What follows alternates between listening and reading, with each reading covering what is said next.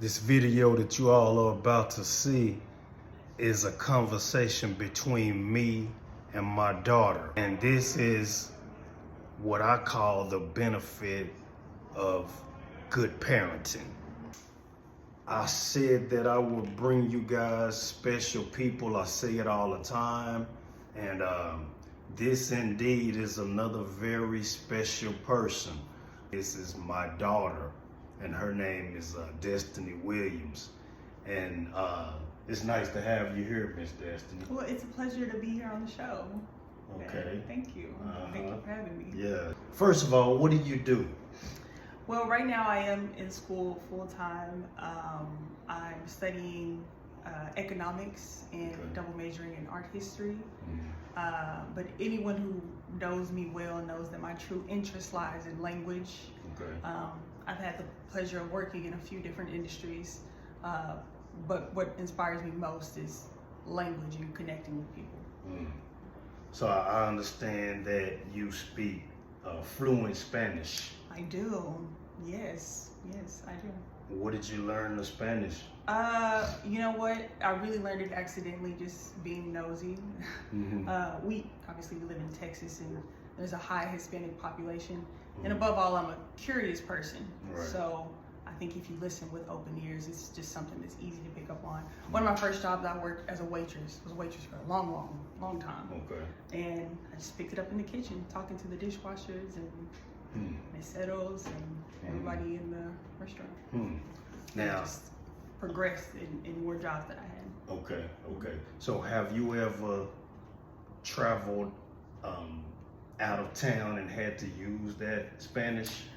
Yes, I have. In fact, I would say I use Spanish more in Texas, you know.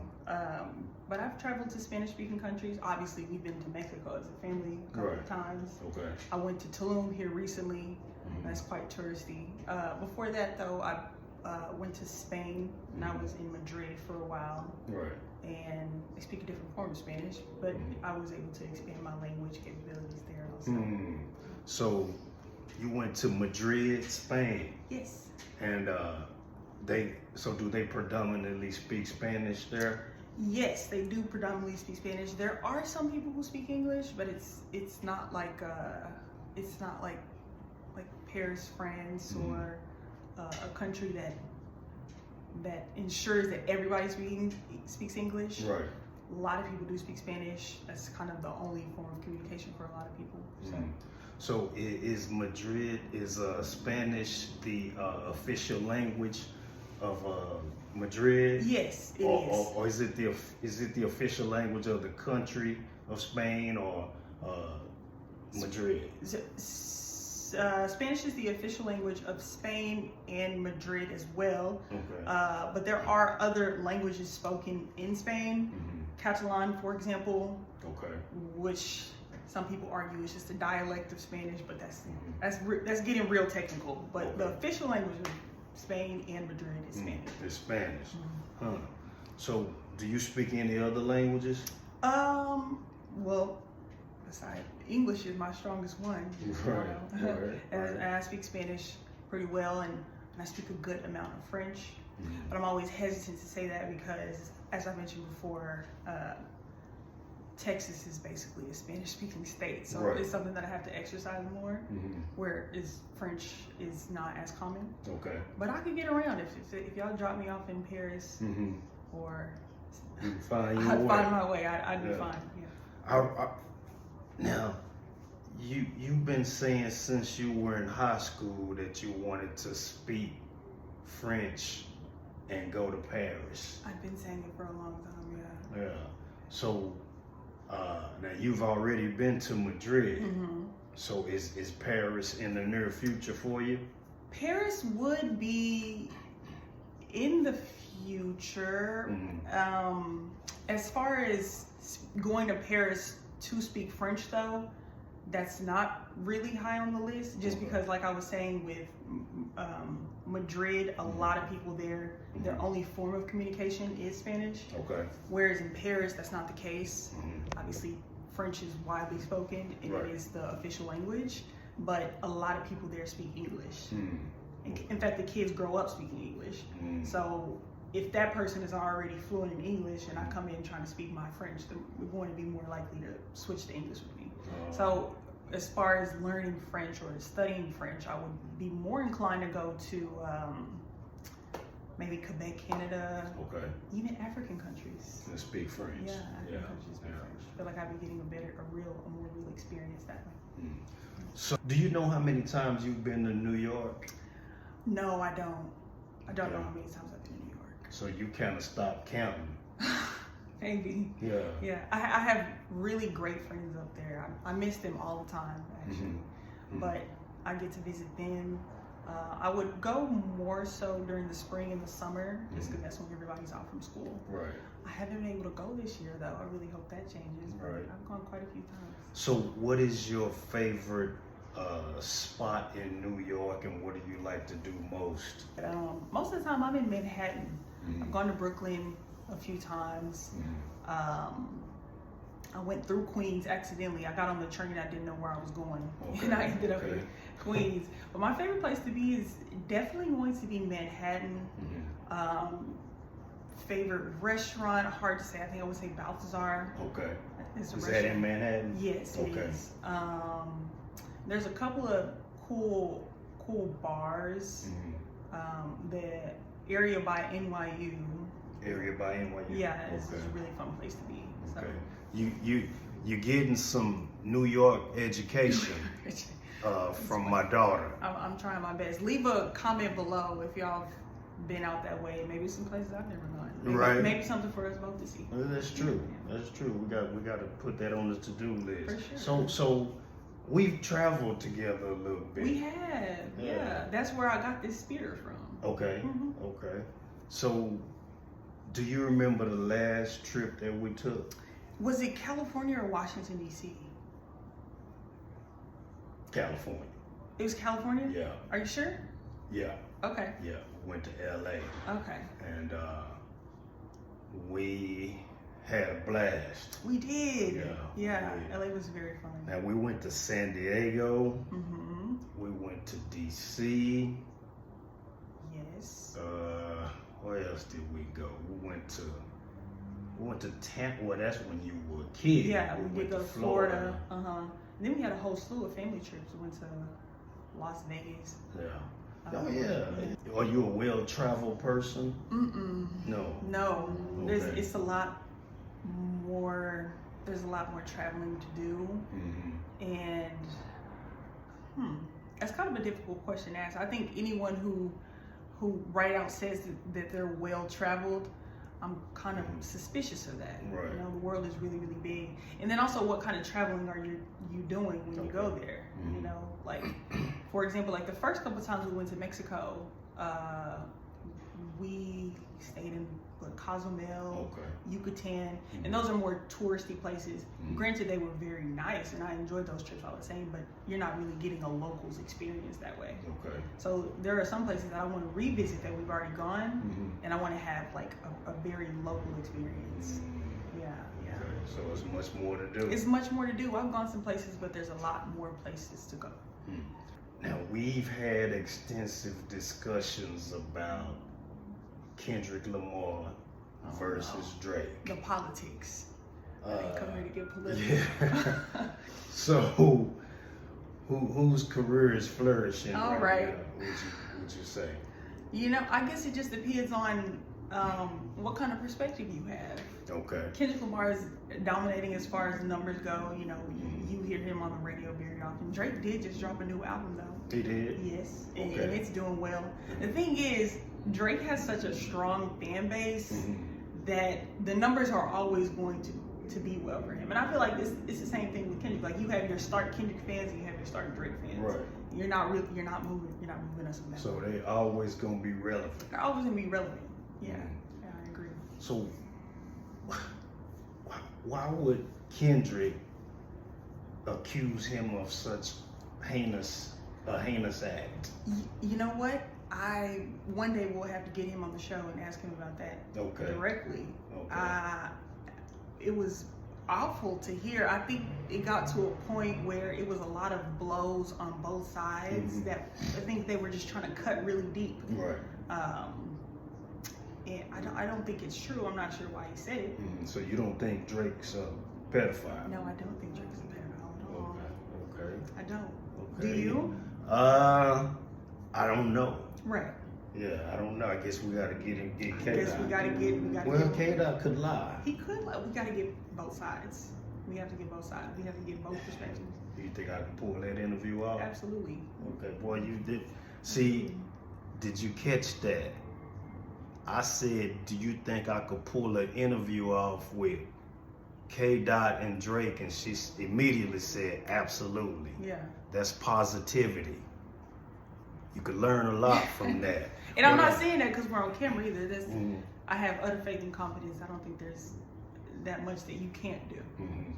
So you got confidence in me? For sure. Why is that? Because I know you well, and I know the influence and ability that you have in swaying people your way. Probably shouldn't say that one on camera, but I know the power of your influence. You said economics earlier. How old are you? 24. 24. I just turned 24, yes. Okay. And what does economics mean to you? Economics is really the study of the flow of money, goods, commodities, things of this nature. And I get a lot of credit whenever I tell people that I'm interested in economics and I want to go in economics. They immediately assume I'm a numbers person and a STEM kid. Right. And I'm okay with numbers, but I'm not a STEM person at all. Okay. Above anything, economics is a social science. Okay. It's a social science with some numbers in it. And I do believe that when we are accounting for value within the United States, it's important that we have more perspectives in that accounting. Okay. The way that we account for money, our system of accounts was chosen by someone, or chosen by a few different people. And that's the reason that we do things the way we do. But the deeper understanding and the bigger our perspective is on the socioeconomics of another group can better our understanding of monetary accounting altogether. Was that right? Yeah. Okay. Yeah, I was not. Okay. So with economics being in the forefront of world politics, do you have any thoughts on the tariffs that the current president is imposing on several countries around the world? Yes, sure. So I want to preface, I'm not an economist yet. Right. So, but I do try to take in information from both conservative and liberal economists to shape my views on the world. I don't think tariffs are a good thing, and I think most economists would agree with me. I think most financial planners would agree with me. A tariff war is not good for the country.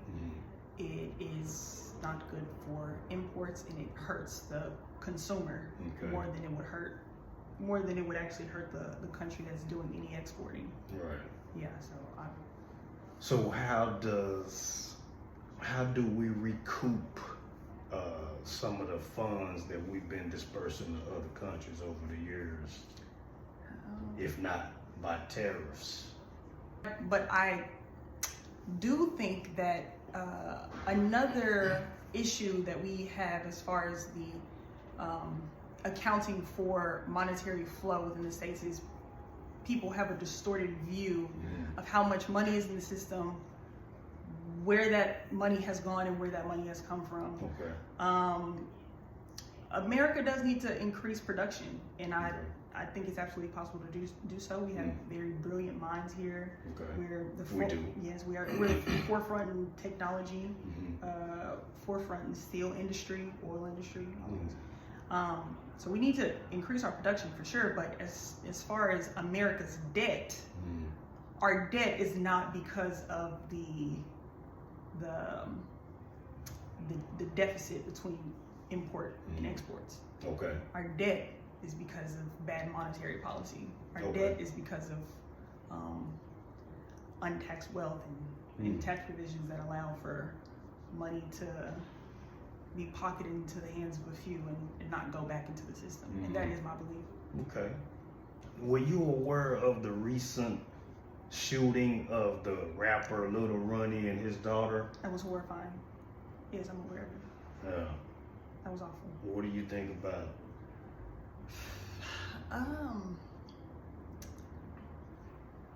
About the shooting itself? Yeah. That was horrifying. That was awful. I hate that was something that the community had to experience.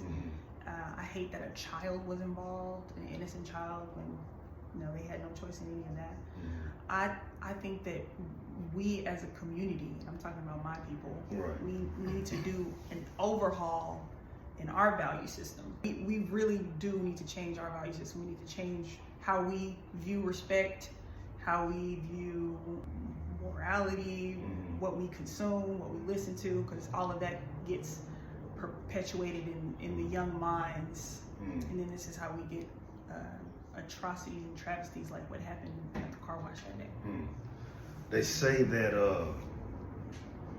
there's an argument that says that drill music plays into a lot of what's going on today. I agree wholeheartedly. Yep. Drill music. And you know what? I'm not going to sit here on my high horse and act like I didn't listen to Future on the way here. I did. Yeah.